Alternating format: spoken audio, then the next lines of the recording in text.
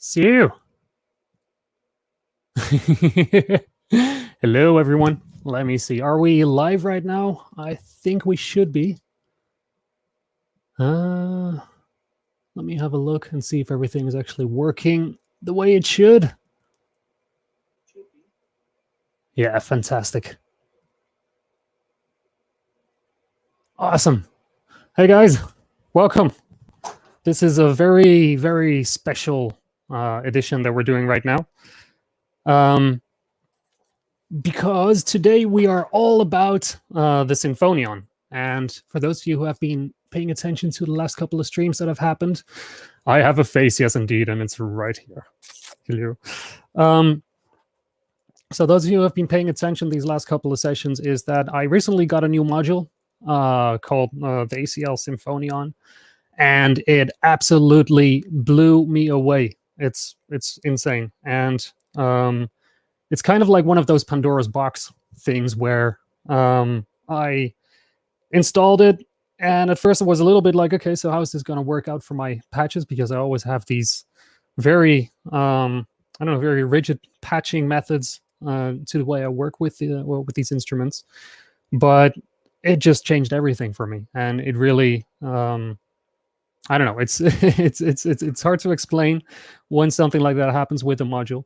But this one is one of those things that all of a sudden immediately became a staple module in my patch works. However, there is a ton of questions I had with this that popped up while I was playing around with it. And luckily for me, the day after doing my very first stream with the Sinfonion, the guy himself, Mathias, actually pinged me on Instagram and said, like, hey dude, let's talk for a little bit because I may be able to help out with a couple of questions that you have about this. And very quickly the idea kind of popped up, like, hey, but I might not be the only one with questions regarding the Sinfonion.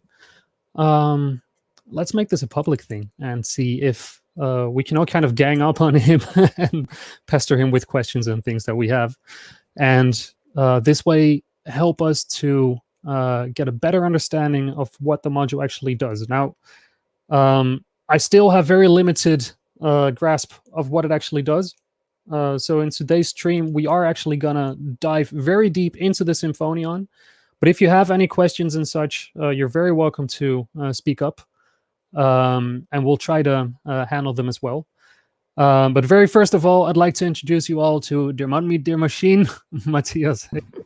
Hi, hi, guys. It's awesome to have you here. Thanks for having me here. Thanks for making this talk. It's really a great pleasure for me. It's also a great honor that you use my module. Hey, dude. Stuff that's as awesome as this deserves to be used, man. It's like I said, it absolutely blew me away, and I cannot wait to understand more about it. So thank you very much for being here right now.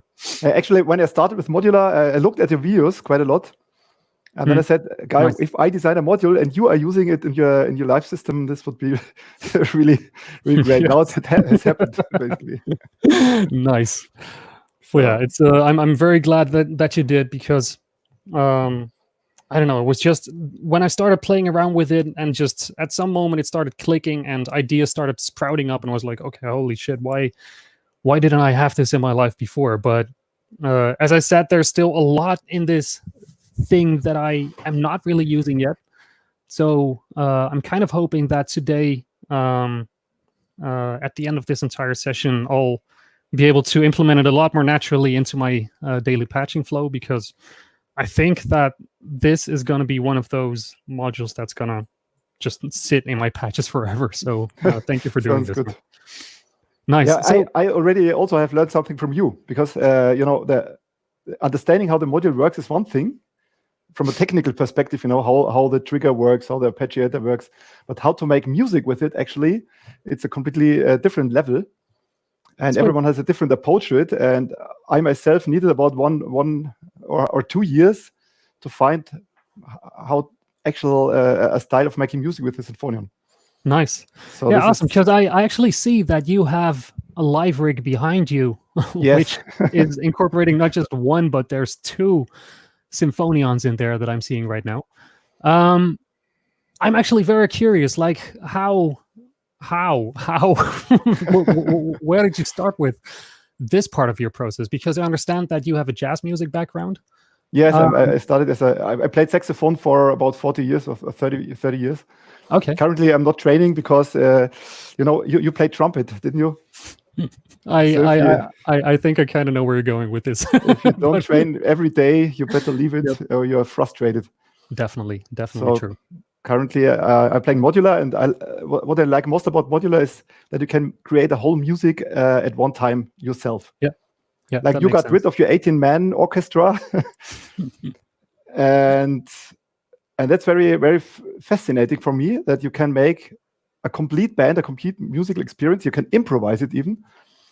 And in order to do so, you cannot deal with one single note anymore. You don't have attention for every voice. So you need some kind of devices that help you expressing your musical ideas without dealing with a single voice or a single beat. True. That makes a lot of sense. And it's because how long ago did the whole modular experience start for you? When did you first really started working with these instruments? My first contact was in the mid of the 80s with a 4-man system. All right. I was 15 by then and had no clue what this all is about. There was no internet, no documentation. So I dropped it after half a year or so. Okay. And I restarted, I think, just 3 years ago. So it's quite new. Oh, wow. Oh my God. 3 years ago is when you restarted playing around with it again. Because I've been listening to some of your results and it's way out there, man. It's, Thanks. definitely. So maybe that's the reason why I created this module. Now, I wanted to force my method of making music onto the modular, which was not meant to. Yeah. I tried something to do with a modular, which nobody maybe has tried, or it wasn't supposed to be that, Right. Exactly. What was it particularly that you were trying to accomplish when you started with it? What was the sound that you were after? Polyphonic sound. Polyphonic sound, right. So one voice was too few for me, but was not enough. I wanted as many voices. And when you start with the second voice, you run into the problem that if you at the same time want to do chord changes, it's going to be complicated. You can either have two sequencers and pre-program, or have two-channel sequencer, two-track sequencer, and pre-program every single note. But I like the improvisation. It's another thing that comes from jazz. Improvise. Yeah, that makes a lot of sense. So pre-programming sequences is boring for me. Yeah. So I started with working with quantizers, but if you have two quantizers and want to go through chord changes, it's really very, very complex. You need some meta sequencer, and the existing quantizers are very limited. Yeah, this is very true. That was the point where I started to think about a 4-channel quantizer, actually. I mean, why would I use quantizers? Quantizers allow me to bring in some randomness, like LFOs, random voltages, and then form that into a kind of scale, a kind of tonality. So yeah, that makes sense. Because right now the Sinfonion, at first I wasn't really sure how to categorize it, whether it was a quantizer or if it was a sequencer, but it feels kind of like it's neither and both at the same time. How would you describe it right now? Let's have a historical look. It started with the idea of a quantizer, because I wanted to buy actually a 4-channel quantizer from ADAC, and in Schneidersladen they told me that the software is totally broken and they do not expect it to be fixed soon, and it was hard to get. I wrote to the guys in Spain, they didn't answer. Right. So I started to make my own idea. So the first idea was to have 4 channels that play at the same scale. Yeah. Then I came up with a feature, when you create a bass line or something, when you put random voltages in the quantizer, it can happen that it sounds like a melody, but a bass line usually plays the root note on the downbeat, for example, or the first beat on the bar. And this was an idea that I had, that I could have a quantizer that knew about the bars, about the 1, 2, 3, 4, and then switch over to fourth the root note, for example, at the first note. And that's a feature that's still in the Sinfonion. Right. And when I created my first prototypes, I came up with the idea of a chord generator. Yeah. Simply to add a couple of more outputs. Yeah. And combine this, because it's very hard to have a 4-channel quantizer and a chord generator, and again join these together through chord progressions. Yeah. So yeah, that's and the result is actually quite spectacular by doing those two things, because it really, yeah, like I said, the very first time I started playing around with this thing, I was just overwhelmed by how many things I was able to do at the same time. Like the chord part was something that way at the end I was like, oh my God, there's even this in here. And I don't know, the combination of these two things really, I think the way I explained it to someone was it became like, it's kind of terraforming your patches in a way. It's I think it's you go in for it completely or not at all. So if you use the Sinfonion, you usually use it for controlling the pitch of all your voices. Yeah.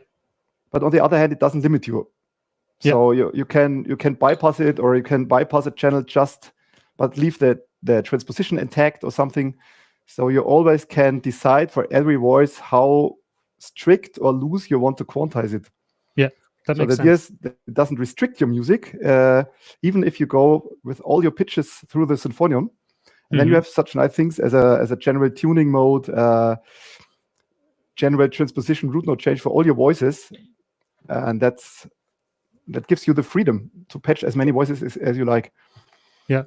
Yeah. And that's actually a very powerful tool, especially in the modular world, where it's hard enough to get two voices to work together as is. So changing up to 8 voices in a single hand motion, basically, that's one of those realms of freedom which up to now was insanely hard to accomplish. So yes, and even the 4-channel quantizer that exists have the problem that for every channel you have the same scale, right, the same collection of notes, but I want some voices to play just some notes, which makes it more interesting, Yeah, that makes sense. And then I came up with the idea that usually the quantizers have a physical. You have these 12 buttons for the 12 notes. Yep. So you can select 12 of the scale notes. But if you do not know by heart which notes, especially E flat minor, are in the live situation, you won't touch the buttons anymore. No, exactly, and that's also one of those things. Like, especially when it comes to live improvisation and such, is less buttons is better. Like less buttons or different buttons, maybe. Yeah. Well, it's mostly I think that the difference, the main difference of the Sinfonion to a normal quantizer is this intermediate layer of buttons. You do not select the physical notes; you select the logical notes. You say for this instrument, for this voice, I want the root note, the third, and the fifth, for example. Yeah. So if you press around the buttons as crazy as you are, you will never fall out of the scale. Unless you touch one of the fill buttons, but then you want to be out of the scale. So in the live situation, it actually never sounds out or bad. The root note is the most natural note, and then if you go up 1, 3, 5, 7, it gets more strange and strange. Yeah. And that's everything you need to know. If you want to make a strange sound, try out 9, 11, 13. Something interesting happens, but it's still related to the scale. Yeah. And this gives you the freedom and also the chance for lucky accidents, of course. Yeah, that makes sense. Hey, could I ask you, since we're talking a lot about the module so far, but I'm pretty sure that people are actually pretty curious to hear what you're able to actually do with this, because you designed the whole thing, and I see you have 2 in your rack, and your entire system is tuned to it. Could you actually walk us through how your system is designed, and then maybe play us a little bit? Sure, I believe we even have an extra camera for your hand. Yes. Let me see. Let's see if we actually can get that part to work. Can you? I think I'm backstage with that additional camera. Let me bring that one in. Let's see. Oh, this is. I just have no port for it, no tripod. So. And now where is? Now that's the one thing that I don't know how to work yet. But let's just play around with it this way. You're on the show, okay? Okay, so if I want to show something in detail, it's lagging a bit. Let's see if we need it. Actually, sure. All right. So bring this one back again. Yeah. So the basic idea of my system is that it's portable. Right. So it's 3 Doepfer cases combined into one large system, which is pre-patched. I think it's about 400 or 500 cables. That's for me. It would be impossible to repatch it on the fly like you do. Also, I'm not trained so much in patching. For me, patching takes much longer time. But on the other hand, with this pre-patch, it's a very deep patch. It's very much I use many of the features of the modules, and also by having always the same patch, which is of course evolving from week to week, time to time. I have the chance to train it actually like an instrument. That this button makes this change, but not in an intellectual way, but like a musician. I just need something. Turn the button, so it feels more like playing an instrument than actually thinking about in an analytic way. Yeah, that makes sense. And it's easier if you don't change your system so often. Yeah.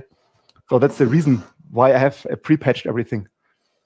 And the basic idea that is that I have voices. I have a couple of drum voices, and then I have, I think it's 9 melody or chord voices, which are all controlled through the 2 Sinfonions.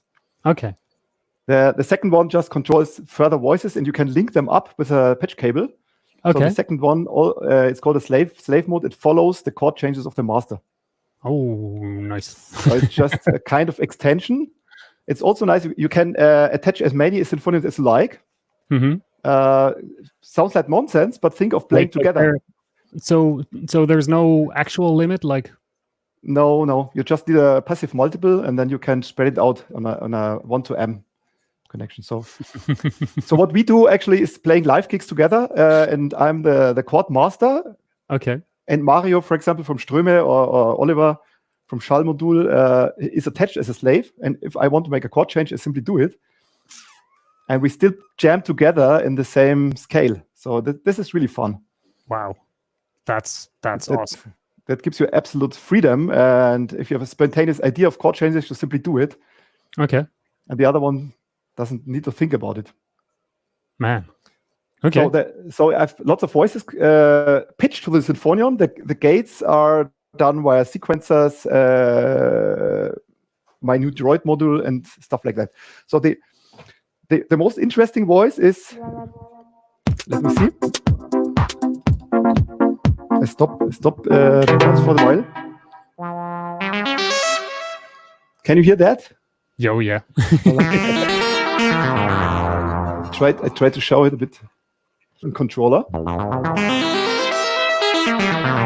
Yeah. And it simply outputs a control voltage, and that voltage goes through the Sinfonion and is quantized into a scale. So if I enable the bypass mode, then you can hear the original voltage. By the way, I think I should mention right now, for people who don't have a Sinfonion, this is actually a pretty nifty trick. If you have a ribbon controller and a quantizer, you can actually get these quantized sort of ribbon results that way too. The big part where this actually shines is really your ability to go super deep in the kind of chords that you're playing around with it. That's I figured for people who are not working with Sinfonions, they can pick up a couple of little tricks from this as well. Yeah, I think most of the things work with any quantizer. Nice. The basic idea that you have this continuous voltage, like a trotonium or how's it called? This thing with the antenna. Yeah, the theremin.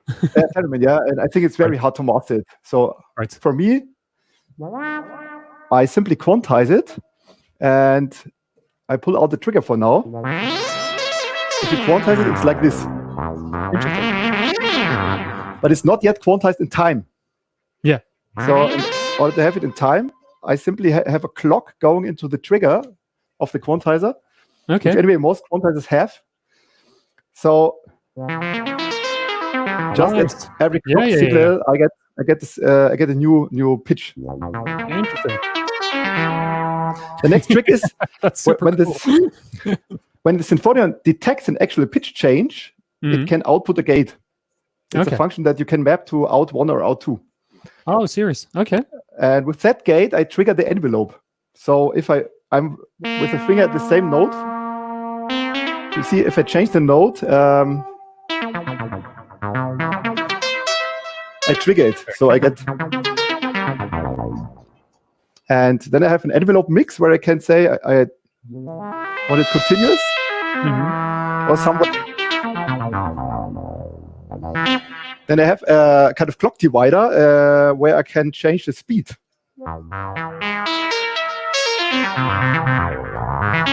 Or triplets. Right. So if we add this some, divider that you're talking about right now, that's an external module that you're using for this, right? Yeah, for all the clock tools, I use a prototype of my new upcoming module, the Droid module.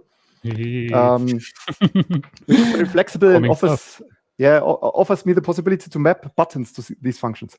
Okay. So let's make a small example. I have some chords.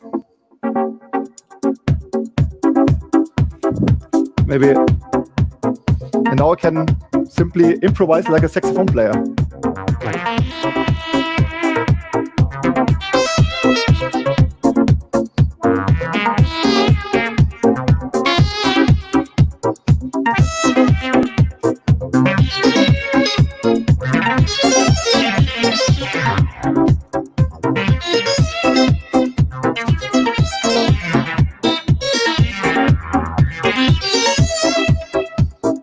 So maybe I always wanted to play like Michael Brecker, you know.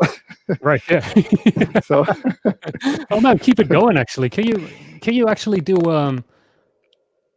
play some more? Because okay, so this was the idea of the listen to you for a bit, because this is awesome, man. Okay, thanks a lot. So this is the melody voice. And then I have some different oscillators where I can switch the sound of these. For example, I can hear.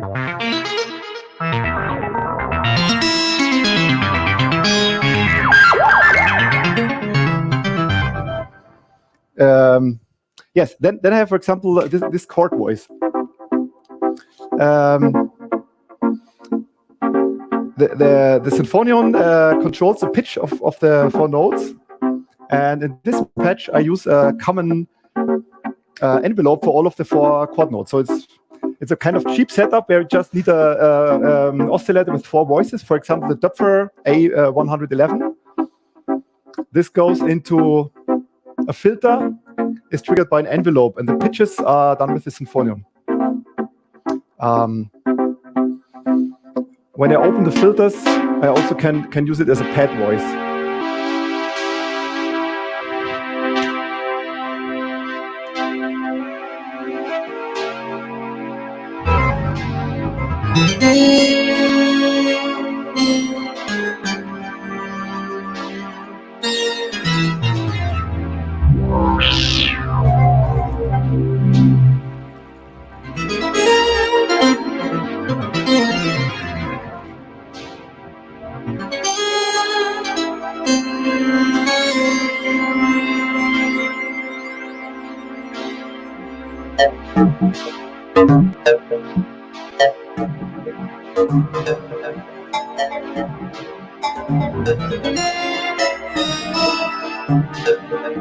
Let's go to a minor scale.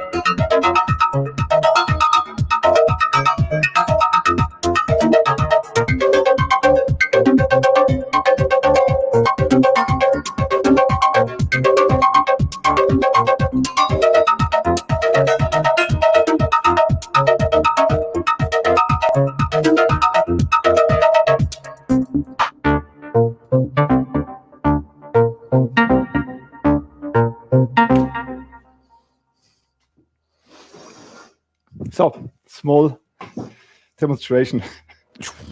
Dude, that's awesome. Man, that's seriously sick. It's, I love how fluid all the chord changes and everything and stuff like that is just possible in this patching. It's also, you said 3 years since you've seriously gotten back into patching with modular now? Yeah, maybe. Dude, Roughly. seriously. It's, I mean, after 3 years, I was still making bird noises, man. This is, yeah, that's seriously awesome. It's, wow.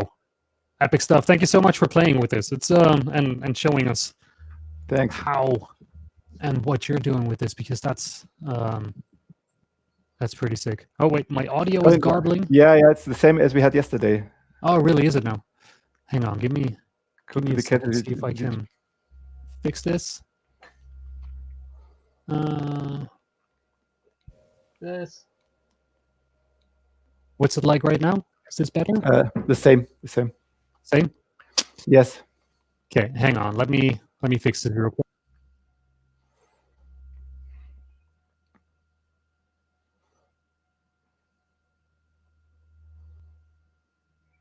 So do you, while we have some time, while Colin's away, do you have some actual questions or ideas to simply write it in the chat? The chat is lagging about 8 seconds, but I'm going to answer it. Hi.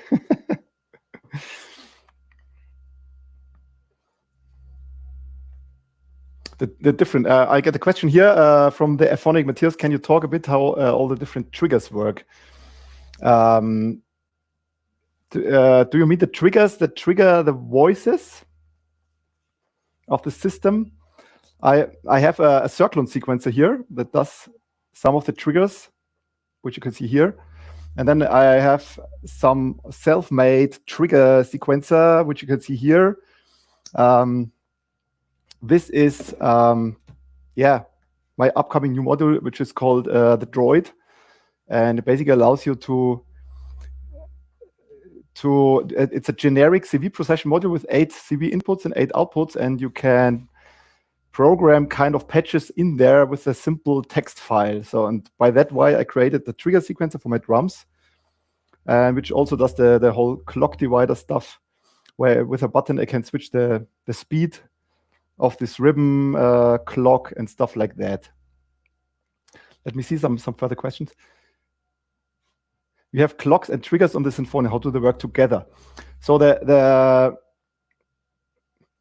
each quantizer channel has one trigger input, and it's a kind of sample and hold. So when you use the trigger input, then only if there is a trigger, a new voltage is read from the input. And if there's no trigger, the input is frozen, so the pitch won't change. So this can, for example, be used if you have a random or an LFO input or something, and in combination with the trigger, you can define the exact time points when a new note should be played or created. Also, the Sinfonion has output triggers that you can map to one of the outputs, out1 and out2. And there you can get various trigger signals, like give me a trigger when a note is changing or when a new chord starts, things like that. I pick out random questions. Sorry for the mess, because it's cloud a lot of number of questions. For example, obvious question: can we expect a Sinfonion expansion? The best module becoming better. Actually, there was much discussion about Midi Expander. So if I decide, or we decide with ACL to create a new expansion module, it probably will be a Midi Expander, which would allow you to, on the one idea is that you could quantize MIDI notes that come from some MIDI sequencer, kind of quantizer for MIDI streams. And the other idea is that you simply could output MIDI notes, for example, the chord notes, and use your some classical synth in order to play your chord pads, stuff like that.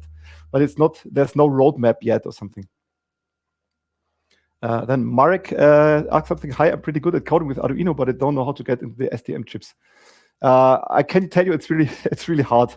The documentation is much worse than with Arduino. I also started with the Arduino, but the STM processors have much more power, can do much more things, and are not more expensive. So it takes some time getting into it, but it's really worth it.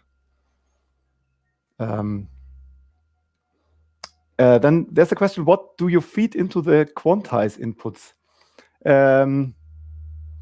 In my patch, I actually most time requantize outputs from sequences or outputs from melody generators, like something like the Turing machine. So the question is, why should you requantize a sequencer? Because most sequencers anyway have some force to scale mode. So the simple answer is because then I can, with the Sinfonion, decide to which chord and scale I go. If you let it do the sequencer, then again, in the sequencer, you need to program your chord progressions. And then it's more like programming than playing. So what I do is I call it melody sketches in the sequencer. And these sketches are then requantized into the actual scale that I'm currently playing. So it really makes sense and gives you musical freedom. Also, one tip aside: if you use a sequencer as an input for the Sinfonion, do not use the trigger. The trigger can bring more problem than it solves because of micro timing problems. Some sequencers need, for example, 5 milliseconds after the trigger until the pitch reaches the correct voltage. The Sinfonion is very fast, so it can happen that if you use the trigger, the Sinfonion doesn't play the note, but the previous note. There's a question of microtonality. Have you explored microtonal expansion and/or different temperament outside of 12 tones? It's actually not the case. I think the Sinfonion is very, very much involved with this Western 12-tone style. So I cannot really think of an idea how this could work. But what I have done, you can do other intonations. You can, for example, switch to a just intonation. Just intonation means that the exact pitches of the 12 notes are not equal anymore, but that, for example, you have, if you play a triad, you don't have any beatings anymore between the 3 notes. It's just a slight difference, but it's interesting to hear that it sounds really a bit different.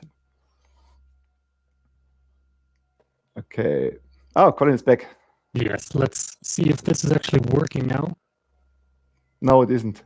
Are we still getting my warble? Yeah, it's still stuttering. I'm not sure what's up here. Annoying. Ugh. Yesterday you did something and then it was away. Yeah, exactly. That's what I'm trying to figure out. Or maybe you have a bandwidth problem, too many streams open in another window or something. That could be a part of this. Actually, go ahead with answering some questions. I'm going to try and fix this. Okay. So I scroll back to the list of questions. There's a question that do you use the Odessa with the expanded polyphonic mode? Currently, not. I use the Odessa, but just as an expansion for my voice. I got it as one of the first guys who became one, and there was no expander right then. But currently, I have 2 chord voices. I have this one. Let me see. Oh, it's up. Okay. So the one chord voice is 4 chord notes from the Töpfer A111-4, which I very recommend because it sounds great. It's affordable and it's very precise in tracking. And I have actually 2 of these, and I can pitch them 1 octave in a distance of 1 octave, for example. And the second chord section is run by the second Sinfonion, and it's 4 voices with individual envelopes, which is needs much of material.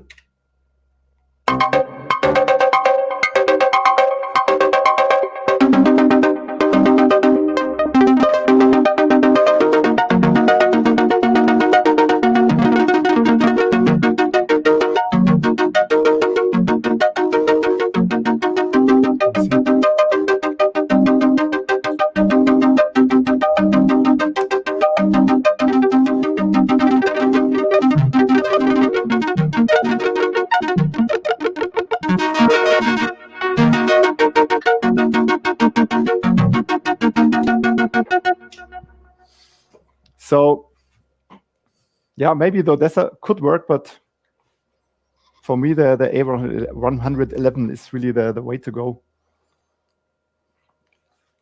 Right. Let me see. Is this actually working any better right now? Perfect. Perfect. Nice. Fantastic. I think I just switched to a different microphone input.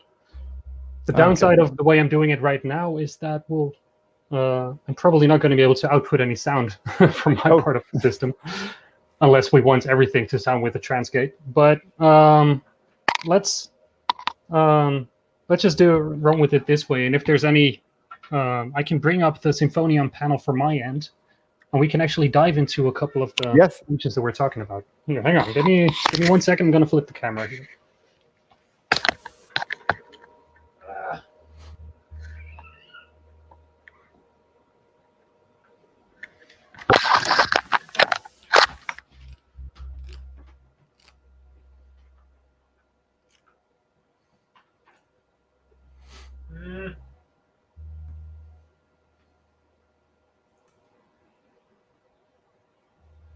Any minute now.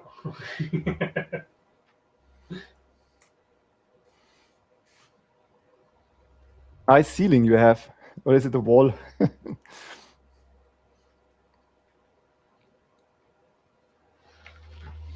There we go. Awesome. Let's see. I now have the Sinfonion panel in front of me. That might make a couple of things a little bit easier.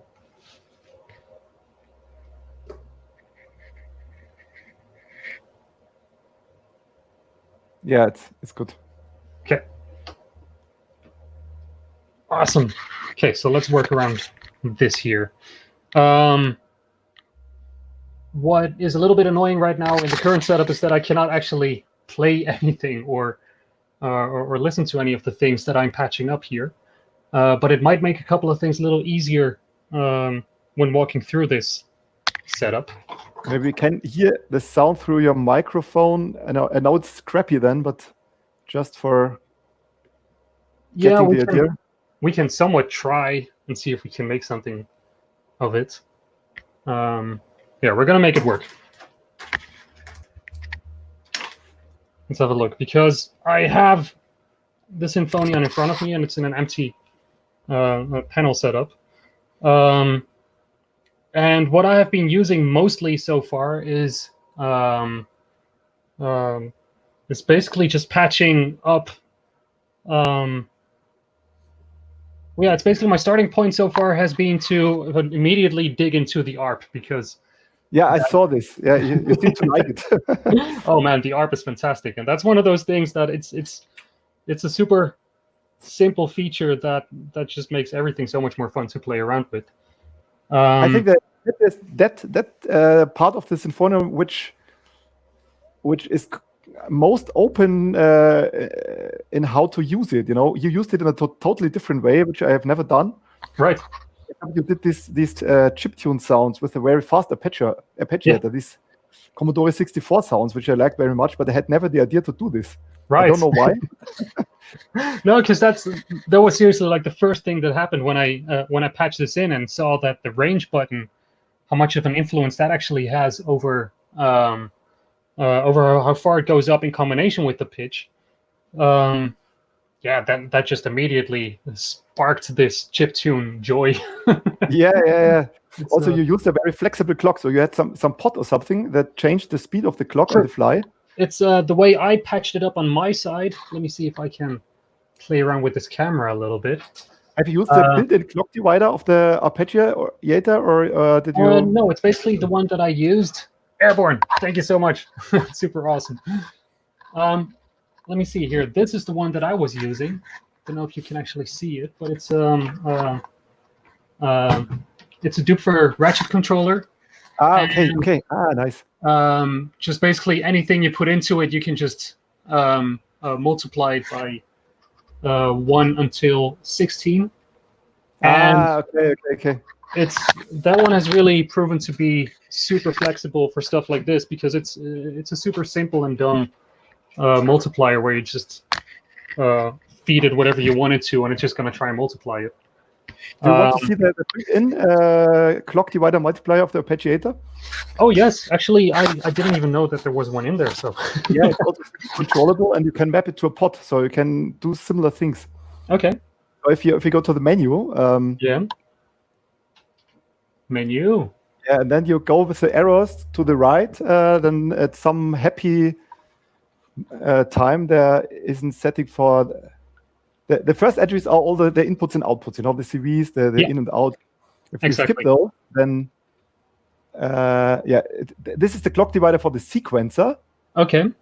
And there's another one for the arpeggiator. Can you go further? Wow. Yeah. Okay. And it's not only a divider; it's a divider and multiplier. So you see, and with the here you can switch. For example, if it's I cannot read it. 5/4 over here. Yeah. Let me see if I can make it a little bit clearer. Arpeggio clock. Yeah, there. How's this? Yeah. For example, so for 4 clock inputs, you get 5 arpeggiator outputs. Oh, serious? Yeah. Okay. And 4/3, 3/2, 5/3, 2/1. It goes until 4/1. It sticks there, you know, and on the other side, it's 1/4. So it's okay.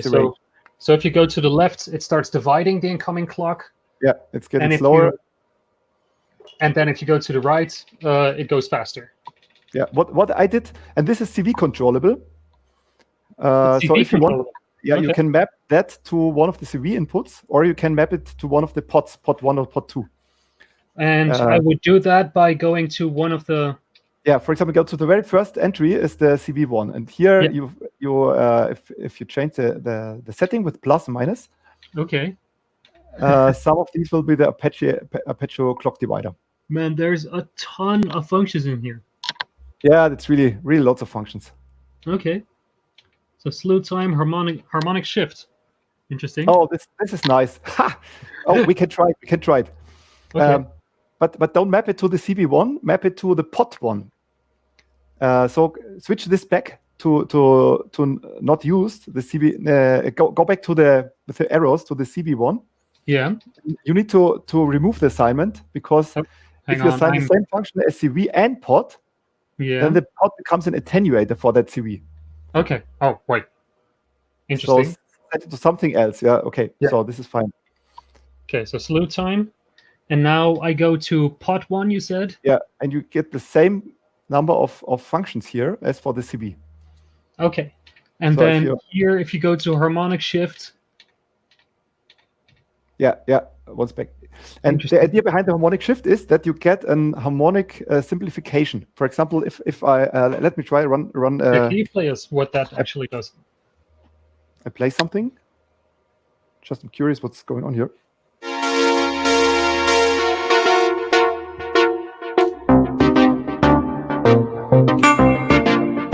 I stop the chord progression for the while.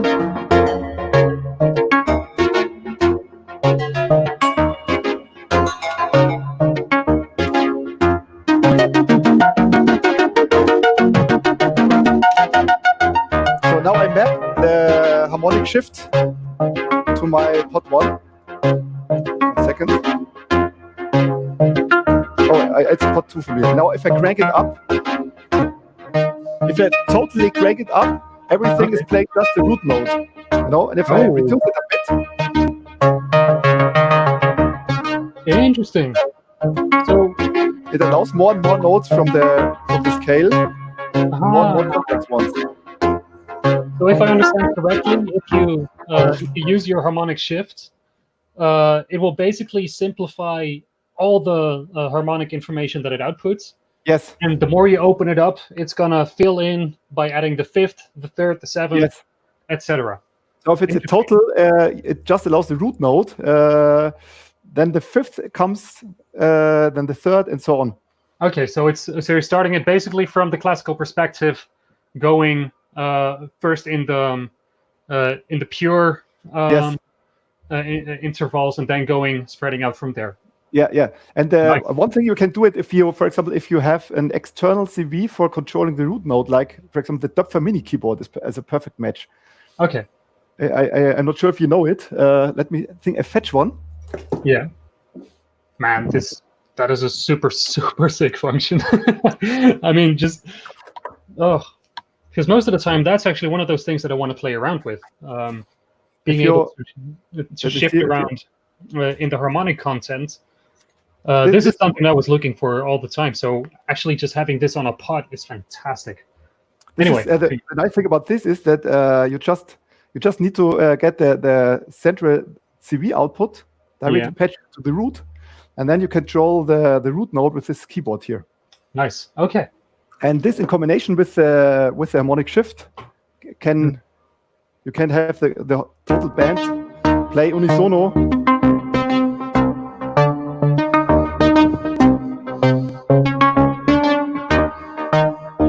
See, all voices are playing together just by changing the root note. Right. Yeah. That's cool. That's super cool. Okay. So if okay, but we have jumped a bit around. We went from arpeggio functions straight into harmonic shift. But let's get back to the arpeggio cool tricks, because there's because you have the clock. Is there anything else that really stands out on the arpeggio front?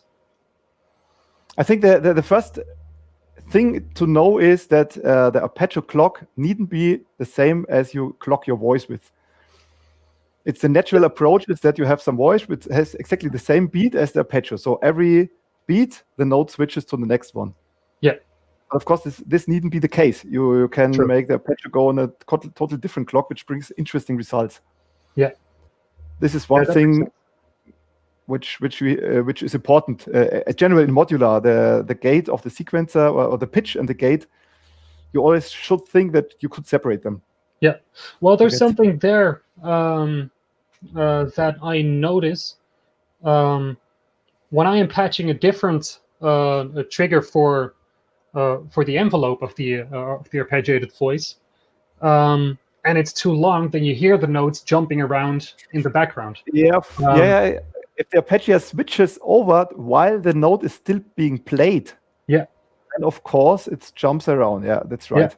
And in that regard, would you then probably it would make sense to feed the arpeggio with a different clock than just a straight one, and use that alternating clock for the envelope as well, so that those two stay aligned. But then you get that the arpeggio will still always only play your notes in certain sequence. So what kind of playing orders can we actually play around with? I saw that there's up and down, down and up. There's and I'm kind of thinking like the levels of randomization that are going in there might definitely help out with getting your arpeggio a little bit more interesting when you're using irregular clocks to go into it. I believe that the clocking of the arpeggio and these patterns are completely unrelated to each other. Yeah. Okay. I mean, the idea is each time the arpeggio gets a clock, the next note is being selected, and which one that is depends on the pattern. Right. It's always changing the note. Even in the random modes, it's never happening that the same note is placed twice in a row. Yeah, that makes sense. Unless you have the range set to 0, of course. Yeah. Which also can be interesting. For example, if you have the range knob to 0, then you can improvise with the pitch knob. You can turn the pitch knob around. Yeah. And use it like my ribbon controller, go up and down as you like. Right, that makes sense. Or use a CV input, because the pitch knob also has its according CV input, which is totally at the bottom left of the module. Okay, interesting. Also, it might be interesting for you to see that you can change the pattern on the fly. If you press the pattern button, it cycles to the next pattern. In the next firmware release, the current that everyone has, the 1.1, if you hold the pattern button, hold it down, and with the second finger, you press one of the other 8 buttons. Okay. That immediately jumps to the pattern of the line. Interesting. That's cool. So also, if you don't release it, press it down. Let's try it out. Press and do not lift your finger. And with the other finger, you press root, for example, the top left. This goes immediately to up. Interesting. Okay. If you exactly know which pattern you want in a live situation, you can immediately select it. Yeah. Oh, that's sick. So now I can go straight to what actually is pattern baroque. I saw the name and was like, okay, that's interesting. It's like it goes 2 up and 1 down, 2 up and 1 down, 2 up and 1 down. Okay. Just I had one pattern left, and I thought, what should I do with it? Yeah. Okay, now that. If you have a better name, but I like the name at the end. Nice. Yeah, that makes sense. Baroque. Okay. Cool. And then the last one is pattern random. Random jumps in the total range. Every note is allowed, and Brownian just goes 1 note up or down, depending on. Fantastic. Is there I see a question popping up here. 2 down and 1 up is good too. Is that actually possible to invert something like baroque easily, or? Baroque is symmetrical, so it goes up and down. So I mean, there is no such feature. Oh, okay, yeah. But I think that pattern, the only pattern that is not symmetrical is the octave pattern with the octave switches, which also always goes up. Fair enough. Yeah. So it's a bit limited, but anyway, the arpeggiator is so it's an easy tool, but you can get so complex results with it.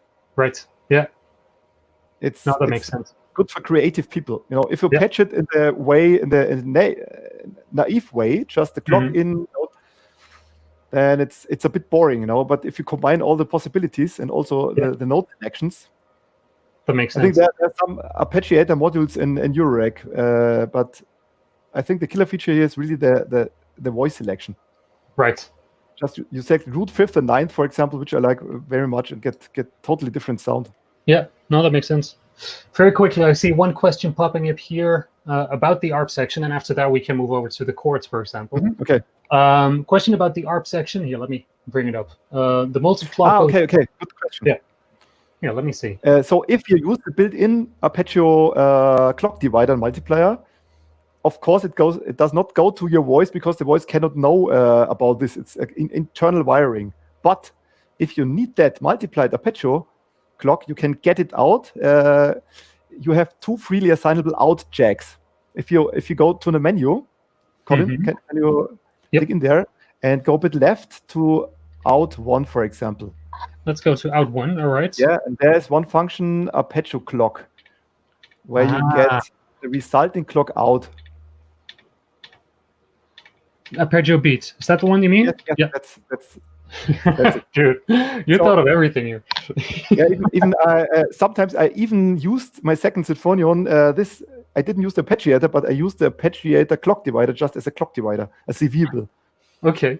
You just use the clock and this output and the CV for the clock division, and then you have a clock divider. That's insane. That's super sick.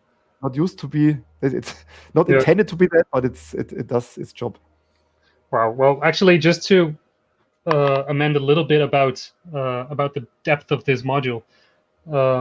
You guys may remember that one of the streams I was having trouble getting the 4th voice to actually work in my chord section, which is also probably a bridge to go into the chord section after this. But one of my outputs for the voice was not working in the chord voice. And Matthias basically said, like, yeah, you can just go to the voltmeter function and we can check out if things are actually working properly. And I kind of was like, wait, what? What do you mean a voltmeter? And, well, turns out there is actually a built-in voltmeter on this thing as well. And that's just completely ridiculously mind-blowing to me. Where was this actually again? If I go to... You need to assign a function to CV1, 2, 3, or 4. Maybe okay, so let's go to CV1. It's at right, at the total right, the very last function. Voltmeter, CV1. There we go. If you leave the menu, then the main display of the menu changes into this voltmeter. And it's actually very precise. You know, the Sinfonion uses very precise ADCs, the AD converters. Yeah, that's those chips that read the actual voltages, and they are about 1 or 2 millivolts precise. Insane. Yeah, just straight up, what the hell? Yeah, my first prototype used cheaper ADCs, but then you have the problem. For example, if you quantize a sequencer and ADC is kind of noisy a bit, then it can happen that sometimes you get a different note because just of the noise of the chip. Yeah. And that was very annoying to me. So I looked for the very best ADC that you can buy for money. Yeah. And I ended up with this chip, which is, I think it's 20 euros, just one chip. And there are 2 of these in the Sinfonion. Nice. Okay. And that fixed all problems. And then I saw it so precise, so I came up with the idea of the voltmeter. I think it's even better than the voltmeter you buy at the normal store. The small ones, you know. Interesting. Yeah, I already know there's a couple of things that I want to check out, because the other day I was working on a clock patch where I'm trying to basically get 4 different clocks to run simultaneously but still overlap in at certain sections. But I noticed that at the same settings I was still getting slightly randomly running results. So this voltmeter is actually going to help me to check if I am actually outputting and inputting the exact voltages that I think I'm sending into there. Okay, yeah. So makes sense. Yeah, this is going to be helpful for that. Anyway, let's get into this chord section now that we have. Yeah, the chord section is really. It's because that was really the moment that the chord section started clicking. The module really started to sing for me, and that's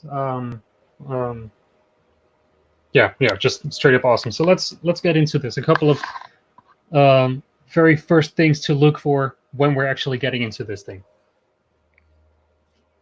Yeah. Okay. Yeah, go for it.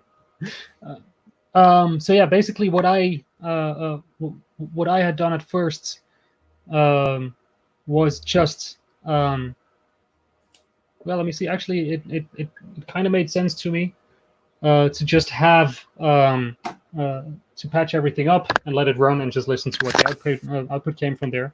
But then when really it comes to sequencing the chords, I think I ran into a couple of issues at the very first start, which mainly had to do with making something like a reset point. But yeah, reset is always a difficult thing in modular, I think. Yeah. It's something you need to keep in mind. You need to train.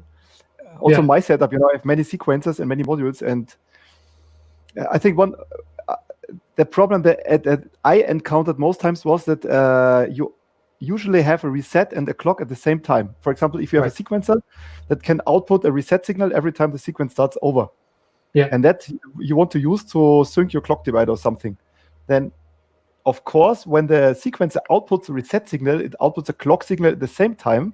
But in the digital world, there is no same time. It's always maybe 1, 2, or even 5 milliseconds before or after the other. Right. And you cannot see it. You would need an oscilloscope. So sometimes you get the reset signal, and 2 milliseconds later you get a clock signal. Yeah. So the question is, what should happen? Should you reset to the first step and 2 milliseconds later to the next step? Then your sequence always starts at the second step. Right. Yeah. Exactly. And in order to tackle that problem, the Sinfonion has when it deals with resets, it has a feature that if a clock signal arrives shortly after a reset signal, then that is ignored. Okay. It tries to fix that situation, that the first clock is not exactly at the same time as a reset, but a bit later. I think there's a window of about 5 milliseconds or so, and that mostly fixes the problem. That makes sense. Interesting. Also, you have in the forum there was one question about the chord progression sequencer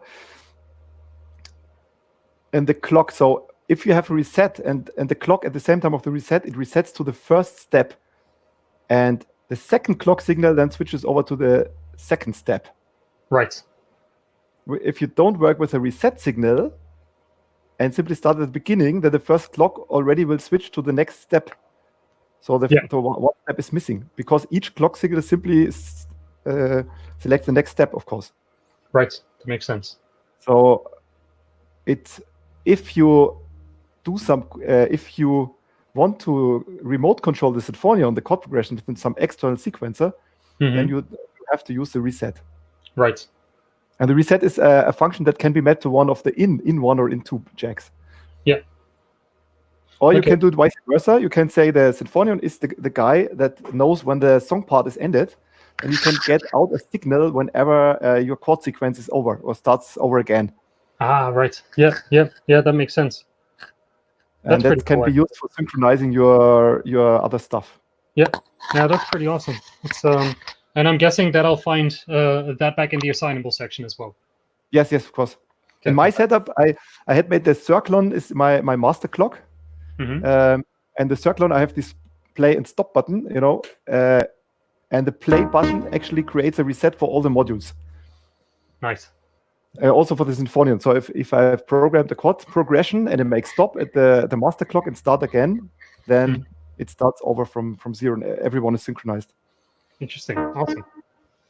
Okay. Now, there's a couple of things that I was looking for when playing with the Sinfonion, and that is, well, one of the main things that I do is I always make up all my chord progressions and everything on the fly. And I'm hoping maybe you can shed a light on some ideas I'm having there. Because we discussed one thing, for example, and that is how one of the functions I was looking for is being able to manipulate a certain chord progression while another one is running, and that was something you said like this is not optional right now. It's partly possible. So I repeated my own words. So you have a live situation, your music is playing, and then you see, I want for the next part in my gig, I want another chord progression. Yeah. And then you need a couple of seconds or a minute or something to program it. Yeah. And while you do that, music shall go on and not the new chord progression, which is half finished. Yeah. I think that's the actual problem. So the Sinfonion has a partial solution to it. You can double click the play button. Yeah. I think that's only single hidden feature in the Sinfonion. Right. Because it came up later when everything was finished. Mario from Die Ströme. Right. Came up with that idea that he needed that feature. Okay. So this means that the current chord is being played on. For example, here it's an F minor, if you can see it. Yeah. Sure. And so then now you can go to sequence mode, program any chords, everything you like. Yeah. So it's partially working because it sticks to one chord. So you cannot have a chord progression running. Right. You need a single chord. So this is a restriction in your music, of course, but you need some kind of intermediate part where everything is running in one chord. This is the only way currently. Yeah. If you want to program on the fly chord progressions. Right. Okay, that makes sense. It's but then there was another thing about song parts, which I actually have never played around with. Let me see, because if I understand correctly, what is possible is loading up multiple parts to a song and flipping your chord progressions that way on the fly, basically. Yes, and do that in time, in the musical correct time. Right. So it's very simple. You enter sequence mode by pressing the sequence button. There we go. then you see on the right bottom, you see 1A. So you are at song 1, part Yeah, A. I If see you it. turn that preset button, the preset button is now the song button. So if you turn it around, Mm-hmm. you select other songs. Oh, interesting. All right. Up to 16 songs is there. But of course, Okay. it's very hard to dial the button very precise within the clock timing of your music. So switching yeah. song in a live situation with that button is nearly impossible. Right. So, but if you go now, select a free song where you didn't do anything, maybe Let's take any this one one. you like, 6, Sure. for example. Okay. And now, if you there's a song page. It's the third button in the first row. Yeah. It's a kind of parameter page for the songs. And so in the upper area, the 32 buttons, these correspond to the 32 steps of the song. Okay. If you add some song steps with the add button, can you do this? Add some steps. Yep. You see one more button go on. Okay. There we go. And now I'm kind of. You can directly jump to any step you like. It's also interesting. You can stop the sequencer and use that as a kind of preset of chords. You put what you like there and switch manually to some interesting chord. That's interesting. And from there on, is this for doing that? Okay. That's very interesting. And now from here on out, I will be able to actually make these jumps in a timely fashion or in a timed manner if I'm triggering it externally. So yeah, but that's not the song parts. This is just one way to think of the sequencer as just a storage of presets of nice chords. Yeah, that's super awesome, because this actually would do a big part of something that I'm thinking about. Is if I this way I would probably be able to organize 32 chords that all kind of fit together. Yeah, and then randomize them maybe. Exactly, randomize them or play around with that, or externally trigger it or play around with it on the fly. That would be a very nice way of actually tackling the exact thing that I was looking for in making chord progressions on the fly. If I know where to find certain chords and lay them out in 32 steps is more than enough for that. Yeah. It's an interesting way to use it. Actually, and then the only thing that you need, this transpose button, with that from there on, can I make a global transpose with one of the assignable pots that shifts all these rows an extra step on top or down? Oh. Or am I breaking it now? I think, if you want to control this via CV, you can use some precision add or something. Okay. But right at the interface, you cannot cycle them. Could be an interesting idea to have something like an offset or something, but currently the steps are the steps. So okay, well, fair enough. That's actually no problem. It's I was kind of looking for. Well, actually, yeah, there's other ways how I can fix that. So that's not going to be a problem. But this actually is very helpful already, because it kind of it would just require me to create one song, and there's actually multiple parts to this song that I can play around with. Yeah, the parts is the next thing. The parts are the 4 buttons at the bottom. Right. These 4. When you press another part, it's blinking. Yeah. That means it waits for the current part to finish and switches over whenever that is finished. You have a progression with 8 chords, for example, and when the last chord is being played, its last step, it then exactly switches over to part B. Okay.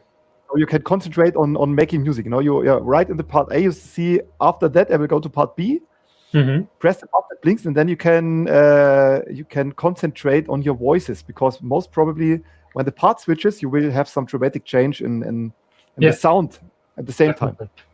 Yeah. If you press the button once again while it's blinking, then you immediately switch to part B.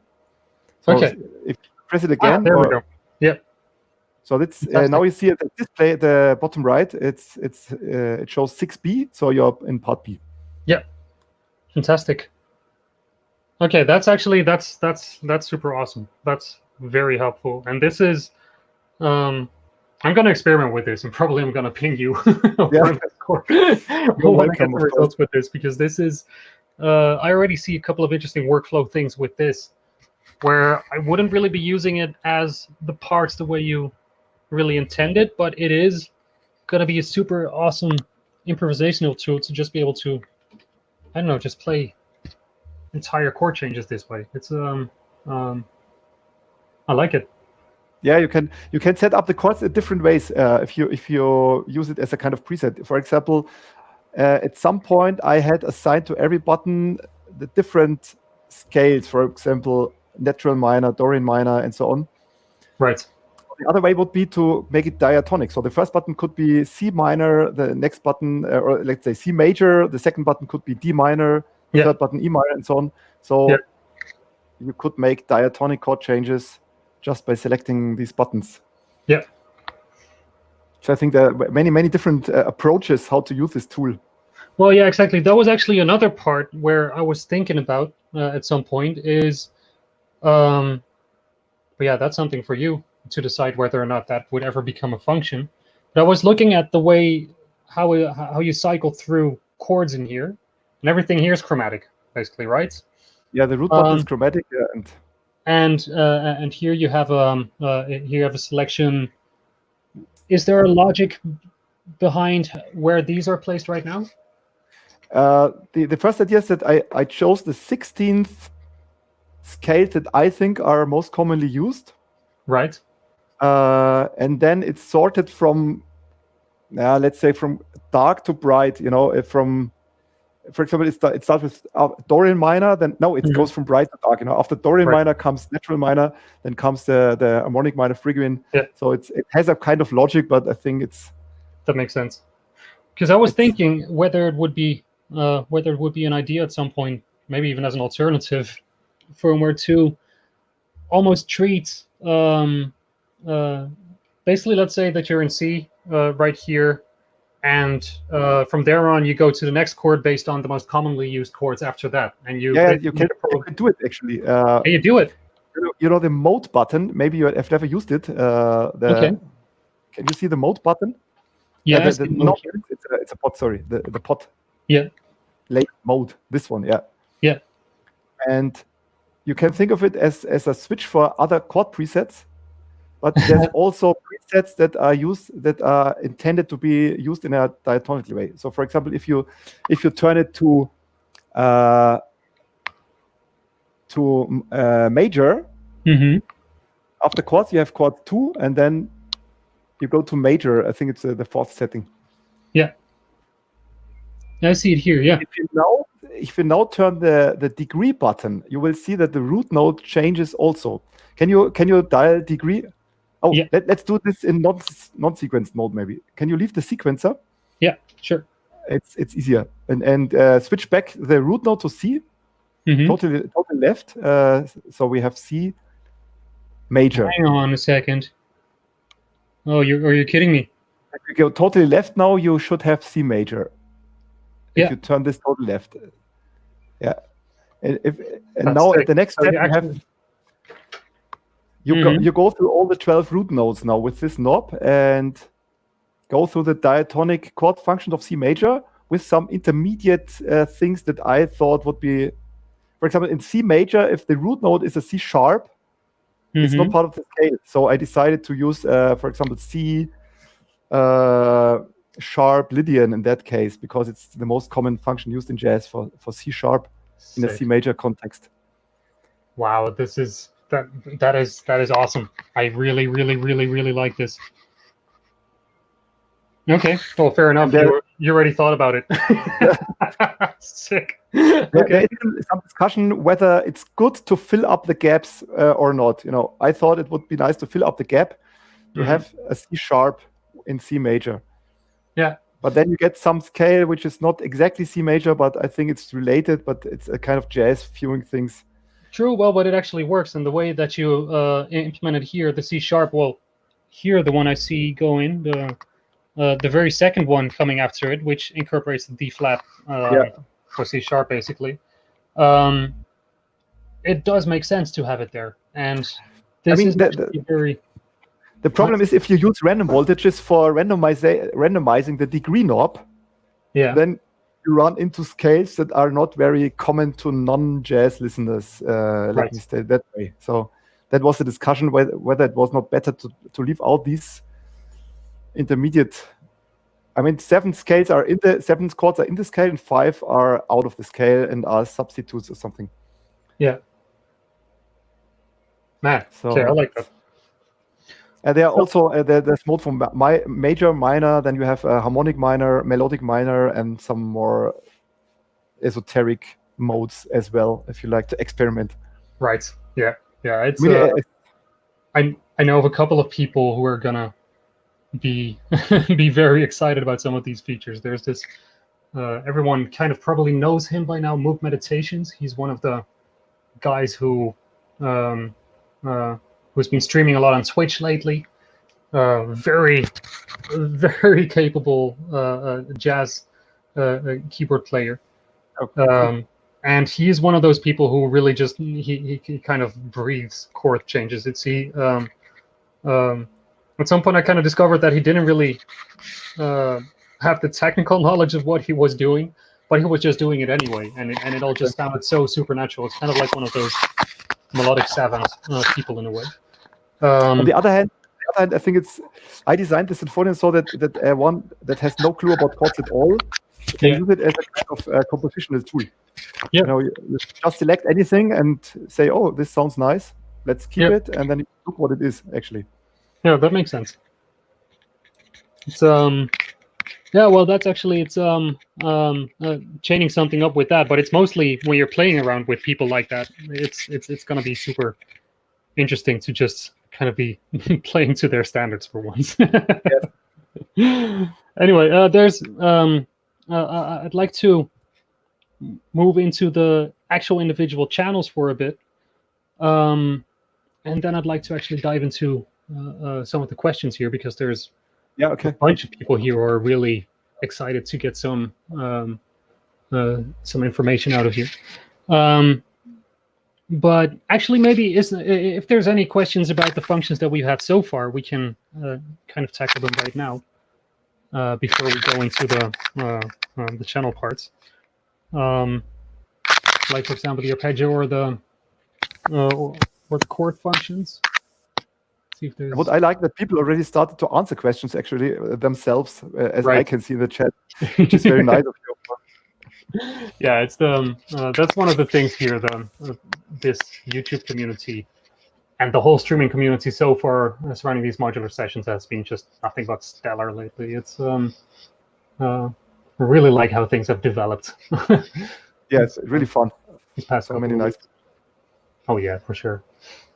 Reset on ARP. Reset on ARP? Yeah, there's a reset. You can map it to in 1 or in 2. And also you can have the arpeggio being reset. You know, there's this begin button in the arpeggio. Okay. I'm not sure if you have I see it right here, the begin button. And that means that if you have a chord change, or if the reset signal, if you have an external reset signal, then the arpeggio begins at that node, at that interval function. Right. It's a kind of musical decision, you know. If your arpeggio always starts with the root note, it sounds completely different than if it's random. Nice. So that button allows you to force it to one of the notes, or even one that is not currently selected. Yeah, that makes sense. Let me see. I see another one here. Are the pitch and spread in the chord section saved on a per step basis in a sequence, or are they global? I must admit they're not saved. So that we could have designed it that way, but it ended up not being saved. And there's currently also no option to save it, so it's more kind of hands-on from the idea. I think it would be useful as a feature, I must admit, but the current situation that it's not sequenced. Also, the spread and range of the chord section is not being sequenced. Right. Okay, well, that makes sense. Let me see if there's anything else here. Nope. All right. Fantastic. Let's go over to the channel sections, because this is where I think there's a ton of interesting things that can be happening. Because this is probably what I would kind of classify as in the most traditional sense of a quantizer. Yes. These are the actual quantizer sections. Nice. Yeah. But then actually there are a couple of design choices behind these quantizer sections, where Yeah, you the first choice was to make all three different. Right. Because it's much more interesting to have a module with different possibilities and everything is the same, you know. So exactly. So it kind of feels like you kind of modeled them into musicians with different kind of character in a way. It's you have your channel 1 with completely different functionality from your channel 2 and from your channel 3. How would you characterize these individual channels? I think the channel 2, the channel 1, each of the channel has one additional function.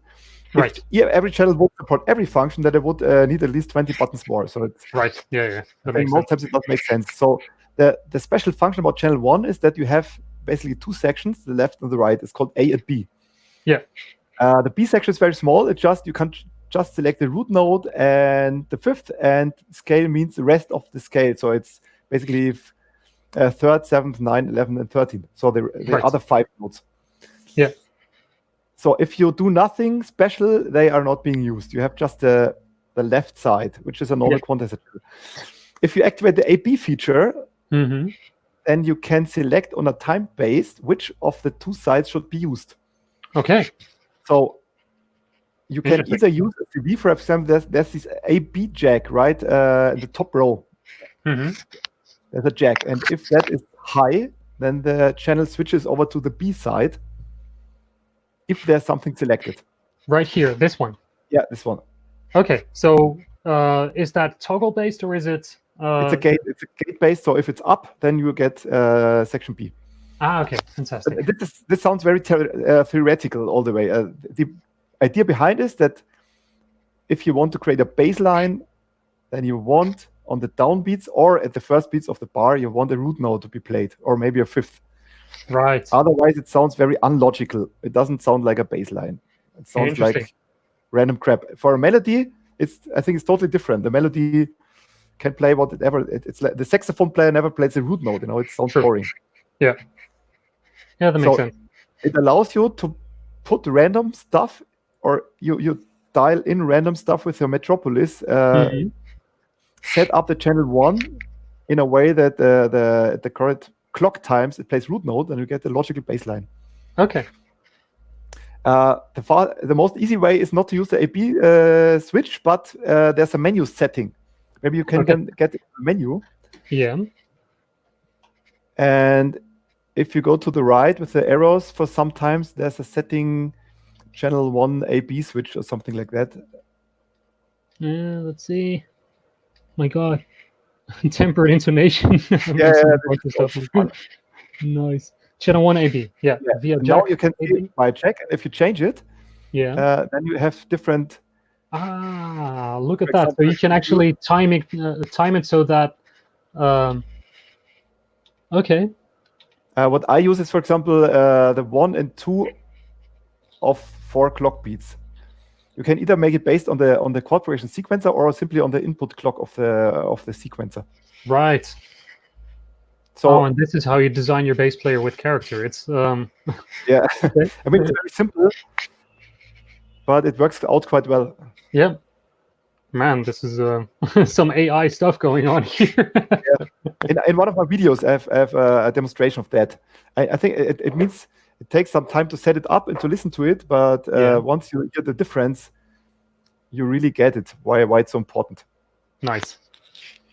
Right. Okay, that's cool. So this is really gonna be our bass player from now on. Channel 1 with its AB switching and stuff. This is really a bass designer. Now channel 2.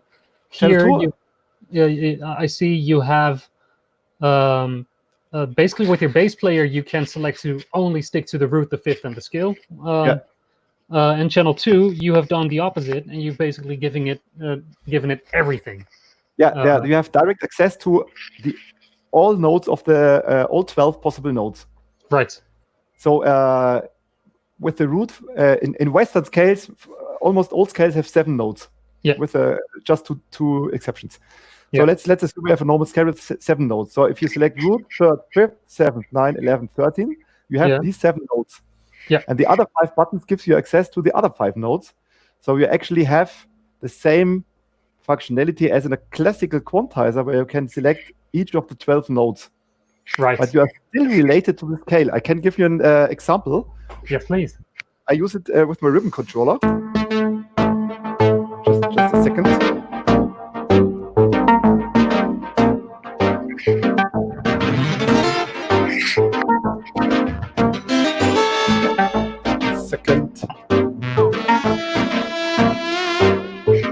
I just have somehow. It's not in tune. What's going on?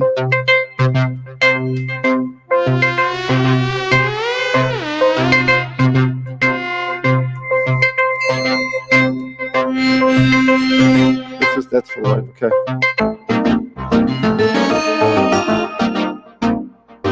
A second. I like simple chords, simple. Oops, what's going on?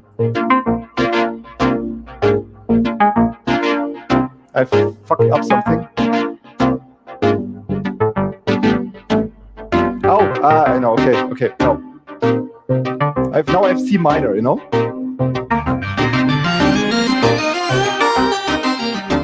The channel 2 is now allowed every of the 7 notes. Now I restrict it to just a pentatonic scale. And now if I use fill 3, I get a blue note. Let's make it stop.